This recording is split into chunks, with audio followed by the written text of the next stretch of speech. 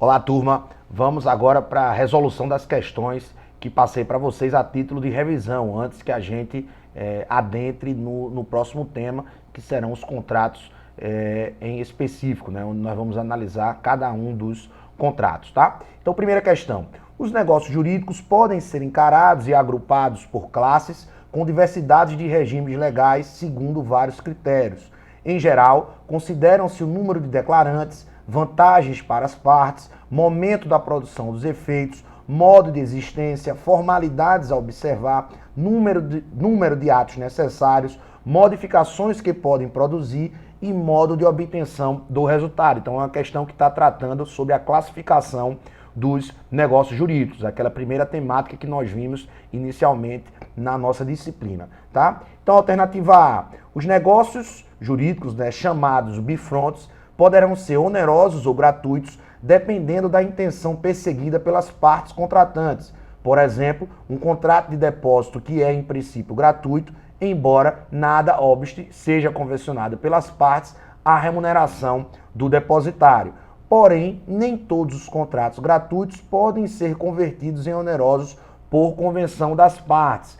Quanto a esse tipo de divisão, nós vimos que os contratos eles podem ser gratuitos, ou seja, quando não há dispêndio contraprestativo em forma de patrimônio ou em forma de remuneração. Os contratos podem ser onerosos quando há o dispêndio financeiro ou de contraprestação. Os contratos podem ser neutros, segundo alguns autores, quando não há transferência, por exemplo, de patrimônio, no caso das questões relacionadas ao direito de família, né, notadamente, e os contratos e os negócios jurídicos podem ser bifrontes, ou seja, quando eles nascem gratuitos, mas por convenção das partes se torna oneroso, ou seja, tem uma dupla característica, ele é oneroso e gratuito ao mesmo tempo. Então, exemplo clássico, contrato de doação. O contrato de doação, ele é um contrato tipicamente gratuito. Por quê? Porque a pessoa dispõe do seu patrimônio sem exigir da outra parte nenhum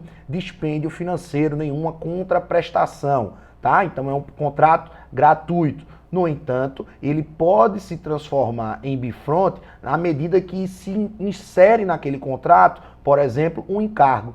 Então, eu faço a doação de um terreno para Iara, mas coloco nesse contrato que Iara precisa construir um parque naquele terreno, ou que precisa construir um hospital ou uma escola naquele terreno. Então, observe, o contrato que nasceu gratuito passou a ser oneroso, porque tem também uma contraprestação exigida para o beneficiário. O contrato de depósito. O contrato de depósito é quando você solicita que alguém guarde um bem seu por um determinado período de tempo. Esse é um típico contrato gratuito. No entanto, se passa a ter uma remuneração para aquela parte que está guardando o seu bem, passa a ser bifronte, porque ele é gratuito na sua natureza inicial, mas passou também a ser oneroso por convenção das partes. Então a alternativa A está correta porque evidencia bem o que é um contrato ou o que é um negócio jurídico bifronte. Mas vamos analisar todas as outras alternativas, tá? Alternativa B, os negócios onerosos são aqueles que consistem em negócios em que, ao benefício auferido, experimentam um sacrifício correspondente. Estes se subdividem em comutativos e aleatórios, correto? Foi o que nós começamos a dialogar aqui na alternativa A. Os negócios jurídicos onerosos são aqueles que exigem da outra parte uma contraprestação, um sacrifício correspondente, e que se dividem em comutativos e aleatórios. Então vamos lá. Nos primeiros, ou seja, está se referindo aos contratos comutativos. Nos primeiros, a prestação de uma das partes fica condicionada a um acontecimento exterior, não havendo um equilíbrio subjetivo. Por exemplo, no contrato de compra de safra futura. Onde é que está o erro dessa questão? Justamente nesse conceito. Os contratos comutativos, as partes já sabem no momento da assinatura do contrato o que cada uma vai fazer. Então, por exemplo, no contrato de compra e venda de um imóvel, você já sabe que vai ter que dar o imóvel e o comprador já sabe que vai ter que pagar o imóvel em tantas parcelas ou em tantas vezes, ou se vai ser no momento do ato da compra e venda. Ou seja, as partes já sabem no ato de contratação o que é que elas precisarão fazer, qual será a contrapartida de cada uma, qual será a prestação de cada uma. No contrato de safra, nós não sabemos exatamente quanto será pago por aquele vendedor, porque o contrato de safra está sujeito às várias intempéries da natureza, se a safra vai ser boa, se a safra não vai ser boa, se a colheita vai ser boa, se teve alguma praga. Então, nesse caso específico, nós estamos diante de um contrato aleatório, que está à própria sorte. Então, o erro dessa alternativa B é porque ele inverteu. Na verdade, esse conceito que está aí em vermelho, passei para você já a resolução das questões, ele está se referindo aos contratos aleatórios, como, por exemplo, o contrato de seguro. O contrato de seguro depende de um evento futuro, um sinistro aconteça para que aquele contrato comece a produzir efeitos, ou seja, para que a seguradora tenha a obrigação de indenizar ou ressarcir o segurado. Então, a alternativa B está errada porque ela inverte o conceito dos contratos comutativos dos contratos aleatórios, tá? Então, letra B está errada. Letra C. Segundo a doutrina tradicional, negócio jurídico bilateral sinalagmático é aquele em que não existe reciprocidade de direitos e obrigações entre os pactuantes. Falso. Esse, na verdade, os contratos sinalagmáticos exige e existe essa reciprocidade, é o sinalagma que nós tratamos também quando discutimos a questão dos negócios jurídicos. Então, a alternativa C está errada. O que é o sinalagma? É quando as partes, elas reciprocamente instituem obrigações e direitos, deveres e obrigações, deveres e direitos entre os contratantes, tá? Letra D. Levando-se em conta o momento da produção dos efeitos, os negócios jurídicos poderão ser classificados como intervivos, aqueles que se destinam a produzir efeitos desde logo, ou seja, estando as partes vivas, servindo de exemplo a compra e venda, a locação e o codicilo. Eu grifei aqui o codicilo, nós não estudamos ainda todos os tipos de contrato. Então você poderia dizer, professor, eu poderia ter dúvida nessa questão porque eu não estudei ainda o que é o codicilo. No entanto, se você ler toda a questão, você vai por eliminação, excluindo aquelas alternativas que são mais erradas. Então, nessa situação da letra D, nós temos dois tipos de contratos. Os contratos intervivos, quais são esses contratos? São os contratos que a produção dos efeitos, os efeitos começam a ser gerados ainda em razão da vida das pessoas. Então, numa compra e venda, esses efeitos da transferência da propriedade do bem passa a valer em vida. Já os contratos causa-mortes, o advento da morte é que começa a produzir efeitos, é que gera a produção dos efeitos. Então, por exemplo, o testamento. Você faz um testamento, está lá guardado, apenas quando você morrer é que aquele testamento gerará os efeitos necessários, ou seja, aquele bem vai para aquela outra pessoa, aquele outro vai para aquela outra pessoa, a poupança fica para a esposa, o carro fica para o filho A, o outro carro fica para o filho C. Aquele testamento é um contrato válido, mas que os efeitos daquele contrato, daquele testamento, só serão operados no advento da morte, tá? Então vamos lá. Levando-se em conta o momento da produção dos efeitos, os negócios jurídicos poderão ser classificados como intervivos, aqueles que se destinam a produzir efeitos desde logo, ou seja, estando as partes vivas, servindo de exemplo a compra e venda, a locação e o codicilo. De outra banda, dá-se como exemplo de negócio jurídico causa-mortes a doação estipulada em pacto antinupcial para depois da morte do testador, o mandato e a permuta. Então, onde é que está o erro da questão dessa letra D? Primeiro, o mandato e a permuta são contratos intervivos. O mandato é quando você, por exemplo, contrata um advogado ou quando você dá uma procuração para que alguém possa vender um imóvel no seu nome. Então é um contrato intervivos, não necessita da morte de alguém para que comece a produzir efeitos. A permuta é o contrato de troca, Então é também um contrato que produz efeitos intervivos.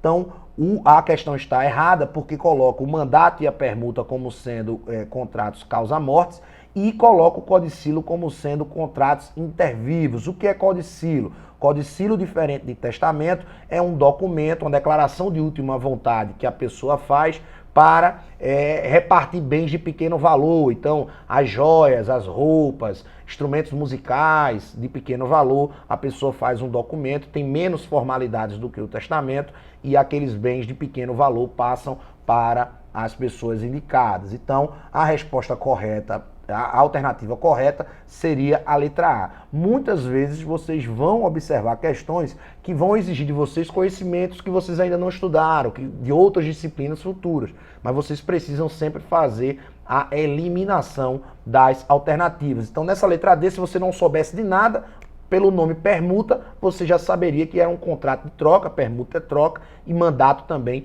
é um contrato que não depende da morte de ninguém, tá? Então você já anularia a alternativa D, tá bom? Vamos para a questão 2, né? Questão da Prefeitura de Barretos. Quanto ao contrato preliminar, nós vimos na fase de formação dos contratos que nós temos lá as negociações preliminares, nós temos a fase da proposta e nós temos o contrato preliminar, que não é obrigatório, não é uma fase obrigatória. O contrato preliminar mais frequentemente utilizado no nosso ordenamento jurídico é a promessa de compra e venda, tá? Mas aqui ele está tratando do contrato preliminar de modo geral, que pode ser feito para qualquer tipo de contrato. Então, por exemplo, é muito comum que os jogadores de futebol assinem o que chama-se de pré-contrato. Mesmo ele estando vinculado a um clube, assinam um pré-contrato. Aquilo é um contrato preliminar, que só vai produzir efeitos quando as partes assim o transformarem no contrato definitivo.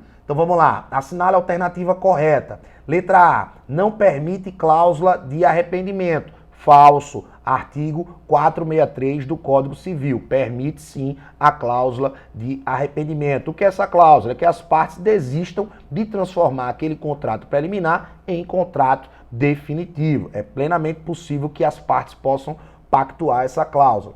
Letra B. Deve conter a forma e todos os requisitos essenciais ao contrato a ser celebrado. Falso. Quanto à forma, o contrato preliminar não precisa seguir a mesma forma do contrato definitivo. Observem bem, no contrato de compra e venda de bem imóvel, qual é a forma exigida, que nós tratamos já disso, é a escritura pública. No entanto, o contrato preliminar, a promessa de compra e venda, não precisa ser feito através de escritura pública, pode ser feito através de um documento particular, de um contrato particular. Escritura pública é aquela que é feita diretamente no cartório, na presença do tabelião. Letra C.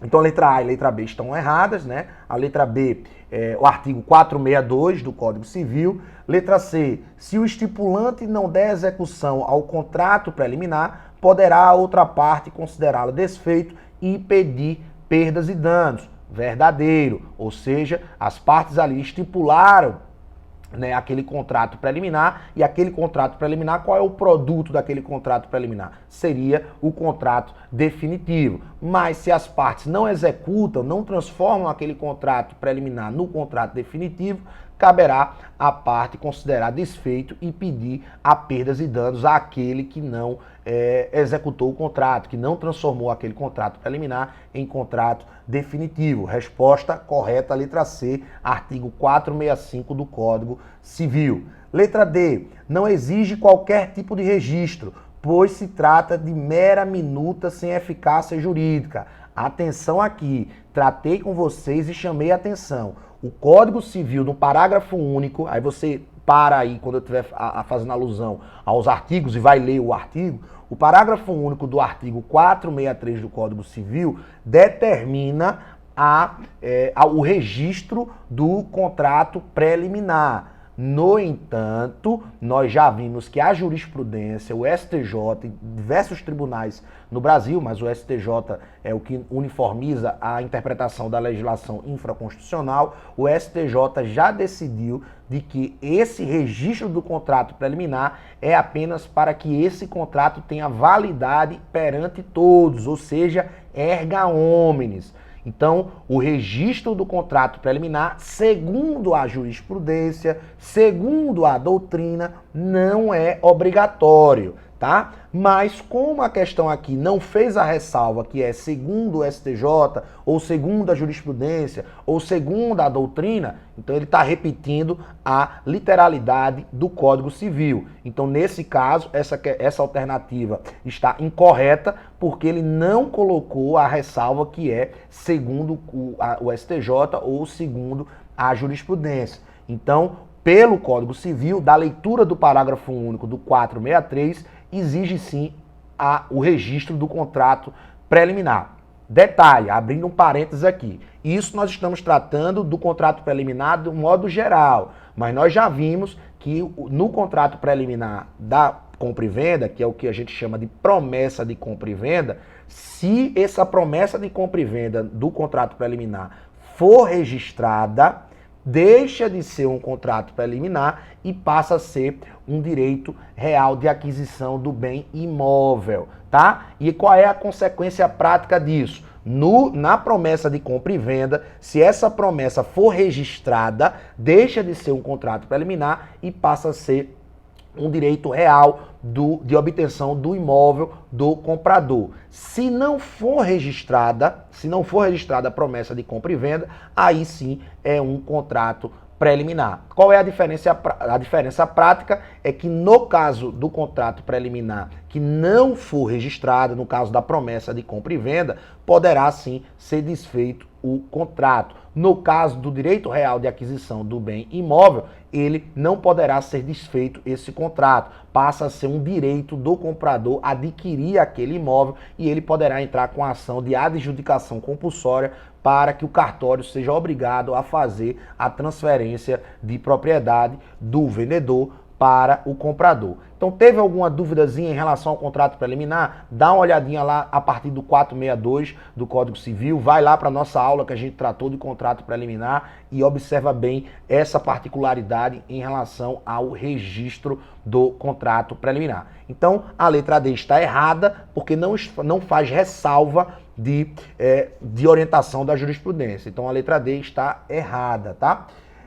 Letra E. Esgotado o prazo para que seja firmado o contrato final, perderá sua eficácia. Falso. Esgotado o prazo para que seja feito o contrato final, o juiz suprirá a declaração e a manifestação da outra parte que não está querendo fazer o contrato definitivo. Artigo 464 do Código Civil. Então são essas duas primeiras questões, nós vamos fazendo por bloco de duas em duas. Qualquer dúvida, para a aula, lê o artigo novamente. Essas questões relacionadas ao contrato preliminar caem muito em prova, sobretudo essa discussão do registro, e aí qualquer dúvida, volta lá na aula do contrato preliminar, faz a leitura a partir do 462 para que vocês possam esclarecer essas questões.